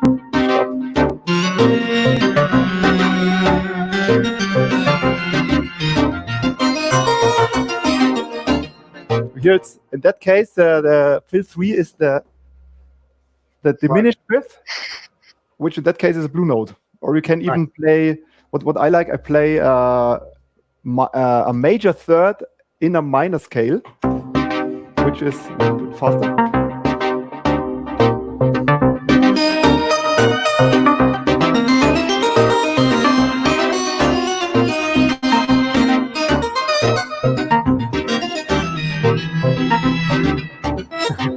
It's a bit blues style, you know? Joe Zawinul style. I like that. I like that a lot. Okay, so yeah, that makes a lot of sense. So you have your bass player who is really focused. Then you have your melody section, which is allowed to play around freely, really take more of a solo, kind of a solo role, which you're presenting right now with. Yeah, that makes a lot of sense. I mean, it's just also the way to go. You know, it's you can use it totally different, but at least you have access to the non-scale notes. Yeah, awesome. Okay, and now you have your channel 3, which is I see. It's just simpler, you know. It's just a kind of auxiliary channel for some additional melody. Yeah. There's one button which just has channel 3. I'm looking at right now, which is the EQ. Yeah, it solves the following problem. For example, you select just root, and 9 and 7. Yeah. So these are very close together. And now, if you put in random voltages, not every note gets the same number of hits. You know, if you put in an LFO, most time, you play the 7 or you play the 9, because it always plays that note that is closest to the allowed notes. You know. Right. Yeah. Exactly. If stuff together that's not equally distributed. Right. So if you press the EQ button, then every note gets its equal share of their incoming random voltage. Ah, that's so smart. I like that. So if you quantize random voltages or LFOs, channel 3 is your guy. You know. Yeah. To this function. Dude. I love how you thought about that, because that's actually one of those things that I've run into a lot when using quantizers with random volts, and that it just doesn't want to play the other notes when it's close to certain things, and then that's super smart. Okay, I like that. There's stuff between the other notes, so they never get a chance. Yeah, dude. Okay, sick. Man, I feel like all of this makes a lot of sense right now. It's the things that I'm gonna be looking into the most personally is I'm super excited to get started with your song programming mode and see if I can get that chord playing thing to work for me. Here, hang on. Let me switch my camera back for a second. Yeah. Give me 1 second.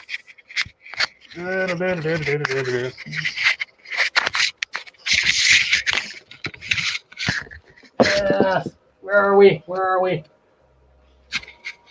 Yes. Yes. There we are again. This and all of this is making so much random noise right now. Maybe one musical idea to the topic of chord progressions. You know, just because the Sinfonion has a chord progression sequencer, it's not the single way to progress chords. The only way. That's a very surprising different one, and that's sequencing chord voicings. A jazz musician would call a voicing. So you basically, for example, you stick to C minor, and now you with voicing, I mean the selection of the 7 notes that build up the chord. Yeah. Let's make an example. Here I just have root, third, and fifth. You know, so if I select 7th, you get this voicing. I think that this is pretty as you expected. But what is if I add a bass and now I select that voicing? Right. Or maybe this one. Yeah, that makes sense. Exactly. So it behaves like a chord change, yeah. But from the point of the Sinfonion, it's no chord change because the bass player plays the same note. You are in the same scale. It's a kind of pedal bass. Yeah, but that makes sense. Now you can use a sequencer, and the chord voicing is sequenceable via external CV and on a volt, one semitone per voicing bass. Yeah. So if you have a normal sequencer, then you can say C is my first voicing, C sharp is my second voicing, and so on. Right. And with that, for example, I have a progression here.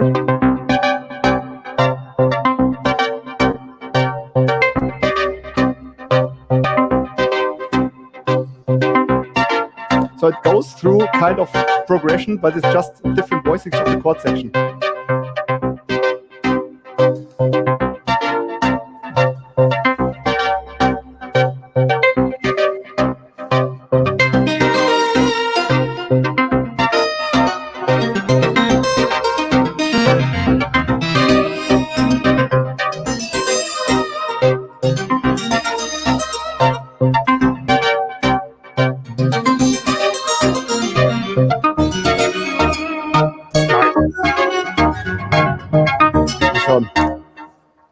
This now it just changed the root note, you know, from C to E flat. Yeah. And everything was not transposed, but yeah. Yeah, exactly. No, it makes sense. It's and that's actually kind of the benefit of having all of these laid out in front of you, is that you can there's a lot of chord changes you can actually do without flipping the scale entirely. So that's so that makes sense.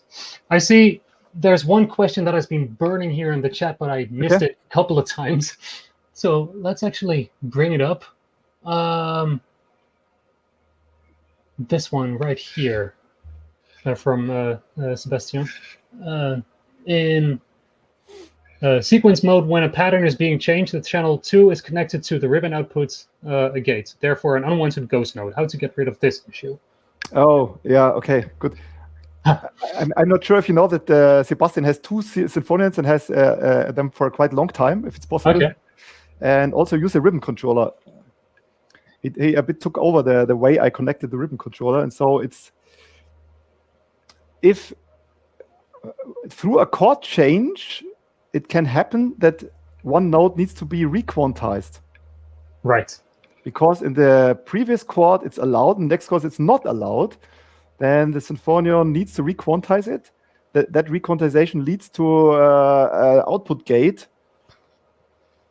So get these unwanted notes. I've currently not really a solution for that yet.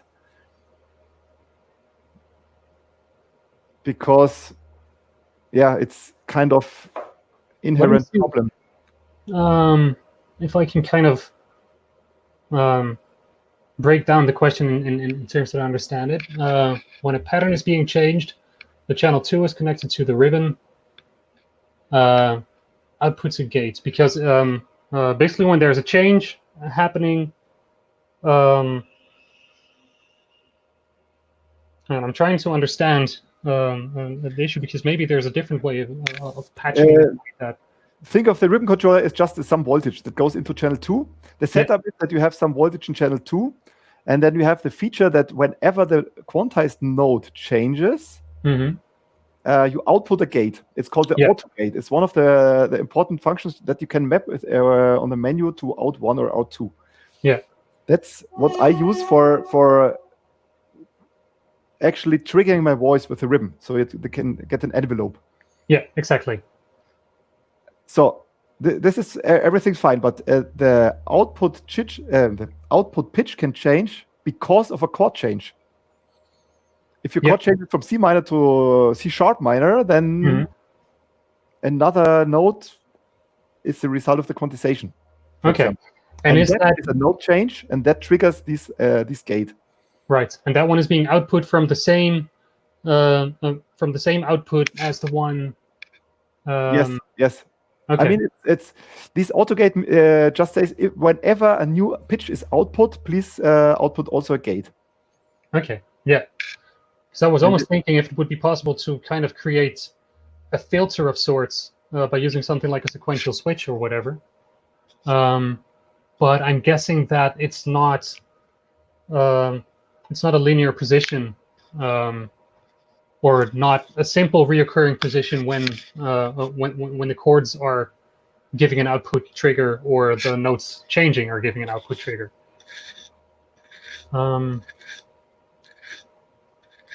What I do in my setup is that I just get gates when I actually press the ribbon. It's a kind of AND connection. So when I do not press the ribbon, no gates are output anyway. So that's one way how to deal with it. Okay. Does that make sense, Sebastian? Or otherwise, maybe it would be a good idea if you hop on over to the Discord channel as well. We can have a more in-depth tackling of this topic. Maybe there could be some menu setting that you can say the auto gate should not trigger if the change is due to a chord change or something. I mean, it's doable, but my problem is it's really, anyway, it's already very complex what you can set up. Yeah. A couple of more and more nitty-gritty details, which I think they're all real good ideas. But if I stuff everything into the Sinfonion, makes sense. It could end up with a very, very long and complex menu, or some hidden modes or stuff like that. I have a bit fear that it's then overloaded. It's anyway already very complex. Yeah. No, that makes sense. It makes me a bit hesitate to implement many more features, Yeah. No, of course. Also, currently I'm quite happy with the stability. It's a very complex software, and it's directly written on the microcontroller. There's no intermediate layer or something that's hard-coded. Yeah. So the very bit and byte, and it's running very stable currently. The 1.1 version has no really known bugs or crashes or something. Right. And I'm very happy with that situation. That makes a lot of sense. It's cool. I know a couple of modules that have a long history of instabilities. So nice. I'm happy. I'm glad that this module is very stable from the software perspective. Yeah, that makes sense. Let's actually dive into some more questions, because I think that all of this has really helped out a lot for me. It's a shame that I cannot play around with it right now due to my audio errors, but that means that we have a little bit more time to tackle a couple of questions before we head out, I guess. Because there's a bunch of people in here who have started using the Sinfonion recently, so I'm sure that there's some things that we haven't tackled yet that are really burning on your lips to ask right now. Like, for example, I see one here. Is there a way to fire...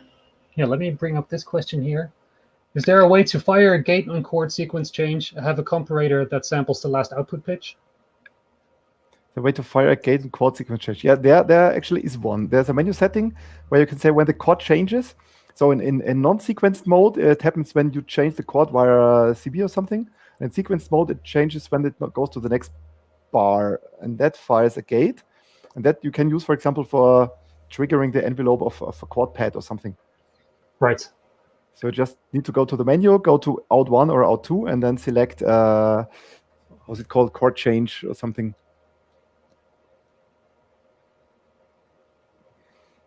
Ah, I see something here. People are asking me to ask about the Droid. Oh, thanks for that question, of course.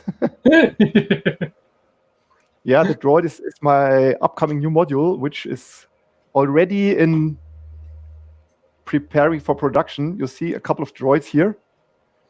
There's one here, there's one here, and here I have one.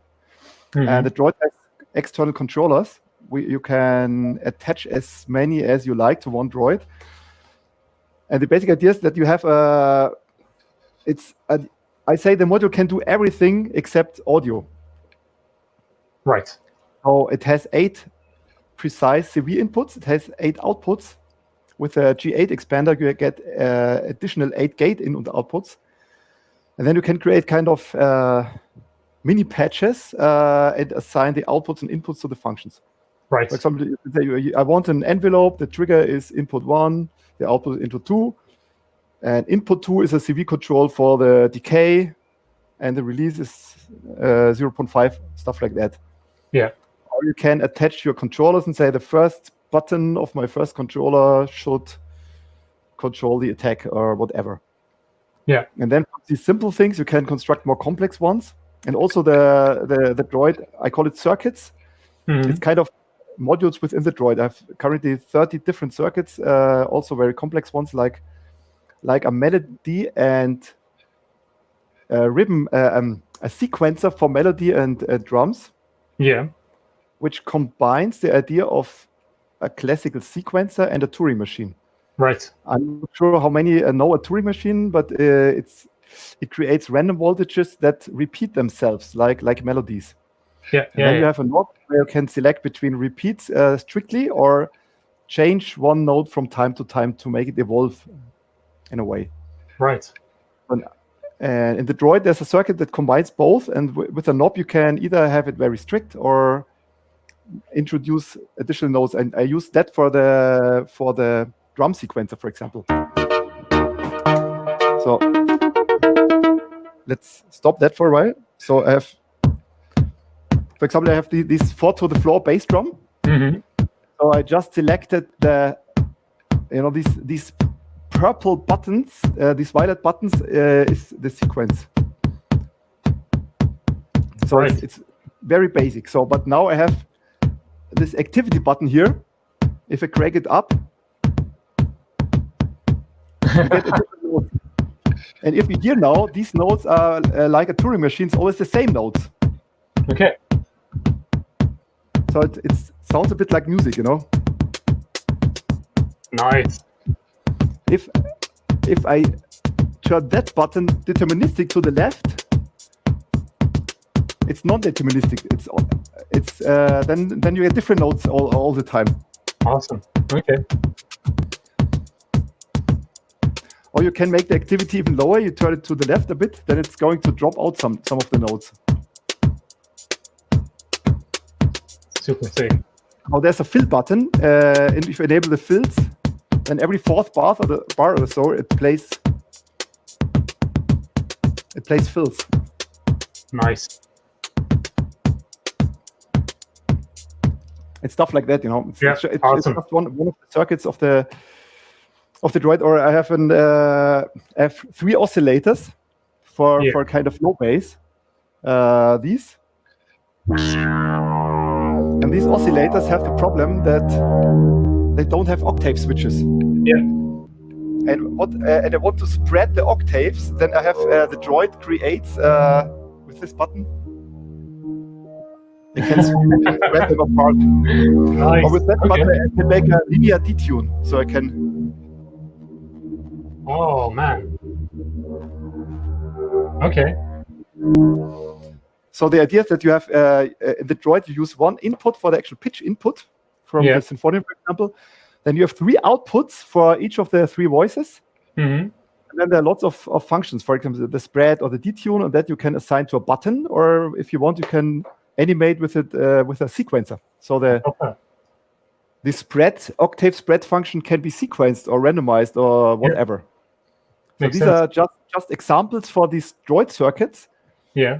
And you end up with all these buttons on the controllers that you can make a playable interface for all the features. Yeah, because if I understand it correctly, it is also possible very easily to kind of program these. It's programmed. It's very simple. You have each module. You have a SD card slot. Let me see. Okay. This everyone knows these little cards. Yeah. And on the card is a small file, a text file. You can edit with Notepad, VI, Emacs, any editor you like. Okay. And it looks like a Windows INI file. You just say, I have a circuit, for example, the LFO. Yeah. And the sine output I want to map to output 1. Fantastic. You say sine equals 01, then it's attached to that output. So it's not all too complicated. There's already a manual online, so if you're interested. Awesome. At Muff Wigglers, there has been started a thread about the Droid, and there's a link to the manual. Nice. Fantastic. Well, from the manual, we'll be sure to get the manual up on the resources as well, so people can actually read up on that for those who are interested. So the manual is complete. It's just hard to grasp how this thing actually feels when you use it. Yeah, that makes sense. For me, it solves all my small utility problems and also has more complex things like this drum sequencer. Awesome. Super cool. Thanks for sharing that one. I see there's a couple of more Sinfonion related questions here as well. So I'm going to pick out a few more, like this one here from Alex Barnett. A more general question for the Sinfonion. I imagine the full potential comes when you understand music theory to a reasonable extent. But for someone like me who does not study music, is it usable? I think it's a very good question. And I designed the Sinfonion in a way so that you shouldn't need any theory in order to make use of it. So I think even if you stay in one chord, it makes much use. If you don't even apply chord changes. You start with C minor, that works always. And from that, you can simply try out things. Or you can go to the internet and look up simple chord progressions. Makes sense. I mean, the theory, if you read a thick book about theory, I think it's just about learning new things. And when you have learned them, you forget about the theory. Yeah. The Sinfonion helps you. Something to chime in on that, I guess. You can make the Sinfonion as complex as you want, right? Because you can select if you just want to go root 3rd, 5th, or if you want to add the 7th, 11th, and all those other things. So if you're just starting out, it might be a good idea to just have your root 3rd, 5th highlighted. Yes. And play around with that until you feel comfortable adding in an extra note and hearing what it actually does. So to chime in on this question, I think if you don't have musical knowledge, this module can actually help you not just playing around with it without having the knowledge how to interact with it, but it would also help you understand what is going on behind it the more you play with it. So, or you could say, if you don't have any musical knowledge, then you need a Sinfonion even more, because the normal quantizers are very bare bone. You have to know much more. Yeah, that makes sense. Definitely. I see another question here. Let me see. This one I found pretty interesting. Would you highlight or recommend any of the more unusual features in the menu that most people don't use? Oh, I think someday we should make a poll which features are actually being used by people. Right. I think one of the unusual features was this harmonic shift, which we have shown at the beginning. Mm-hmm. Another interesting feature for me is the chaotic detune. Right. The detune is something completely crazy. Let me see if I've mapped it to one of the pods. Let me see that I can show you. Yeah, I've mapped it to pod 1. So the detune creates the most disharmonic voices that you can imagine. For example, here. I have a nice -7 chord with a bass, and now if I crank up the detune,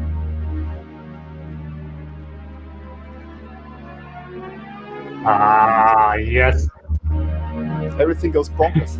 Man, immediately I'm getting THX vibes or something. I want to start watching movies now with this. But of course, you can also CV it, or you can put an LFO there if you want, or some Nice. crazy random voltages or stuff. Awesome. So in a live situation, sometimes they use a detune for make a total breakup of everything. Yeah. Total chaos, and at the point, bang, I go back to normal tune, and fantastic. That is actually pretty sick. And then there is let me see.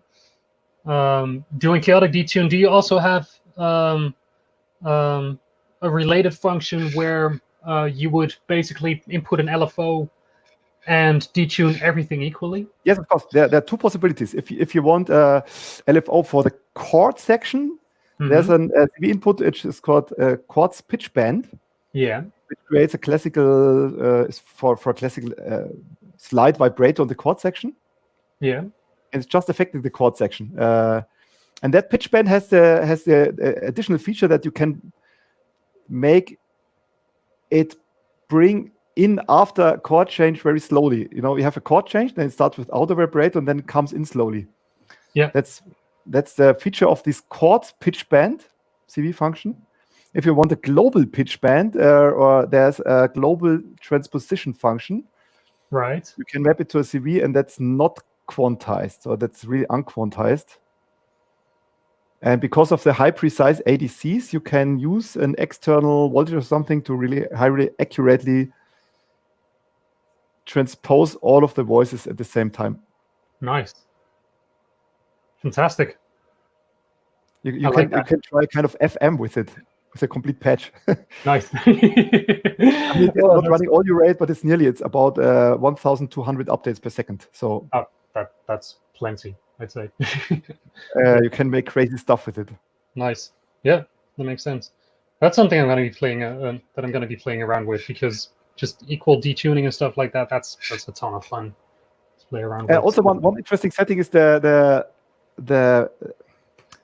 intonation. You know, there's a setting called intonation, and it defaults to tempered, which means it's a classical way that it's 1 volt per octave. You know, every semitone is 1/12 of a volt. It's completely equal. Yeah. Equal distances. But if you have, for example, a triad, then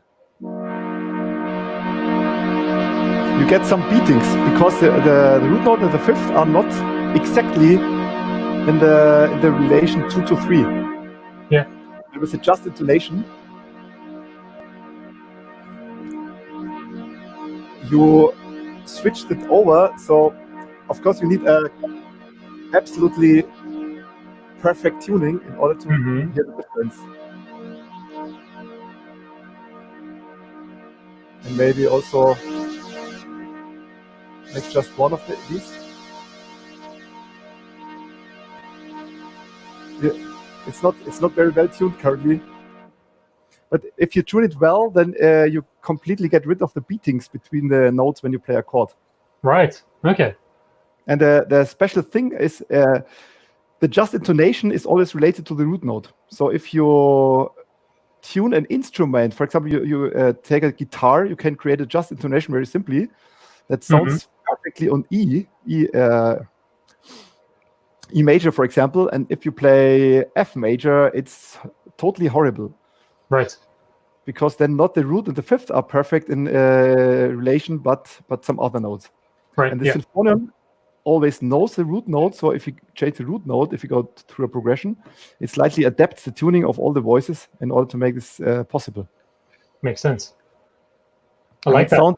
Sounds a bit strange. You need to get used to it, but it can be very interesting. Cool. Yeah, that's definitely a feature I'm gonna be looking at. Let me see. Actually, I don't see anything here anymore right now. And also, I think right now it's almost 6 o'clock. Yes. And honestly, by now my brain is kind of fried with everything we've taken in so far. Thank you so much for this. This was tremendously helpful for me to understand a couple of things that are going on here. I will be experimenting with this and start making it a key part of my patchings quite soon. Yeah, I honestly don't know what to say right now. Thank you so much for your time today. This was Colin, it's really fun for me. It was really a great pleasure that you let me in the session and that you use Sinfonion and that you actually like it. For me, it's really fun to see. They're really very great musicians. Also, the others in the channel, there's some really good musicians here. Oh yeah, for sure. I actually saw Sebastian here, who is planning on making a. Let me see. This one. Planning to make a video on how to use it in musical ways, not a review of technical things, just different cool methods to get very nice results. Because I've made so many technical videos, but doing actual music is a totally different thing. Definitely, and I think once people start hearing some cool things that can actually be done with this, it's they'll definitely understand why I'm so hype over this thing. It's yeah, it's like it's very out of character for me to be doing a session like this where we go so in depth on a singular module, but this one it just really deserved that attention from. Thanks a lot. It's thank you very much for that. You're actually a part of the Discord group as Der Mann mit der Maschine. For everyone who is not in the Discord group, you're all very much welcome to join us there, which is discord.gg/modular mayhem. I'm gonna link it in chat here. Typing and talking is always horrible. Modular mayhem. You're all very much invited to hop on over there. We can continue some more technical and specific questions in there as well, and talk about things that we're doing with it. Maybe you could create a topic for the Sinfonion there. Yeah, probably that's a good idea to just to get a little deeper on this thing. But yeah, you're all very much invited to hop on over there and to get a little after talk going. We'll both probably be around discussing things a little bit more. For now, thank you all so much for being here today. This was, in fact, the very first one of a more academic-focused series. Next episodes will be a little less module-specific, but more just general patch flows and techniques and stuff like that. But for this one, I'm just very happy that you could be a part of this one, Matthias, and thank you all very much for being here today. We're going to be I'm going to be dissecting a lot of these features in the near future myself, and I'm very curious to hear what other people are making with this actually. So if you have one and you're making music with it, please share it so that we can please share it, because that's what we need to hear. Music is what all of this is actually about. But yeah, thank you all so much, Matthias. Again, thank you so much for being here. Thanks, Colin, and for me having here. It was great fun. Yes, man, awesome to have you.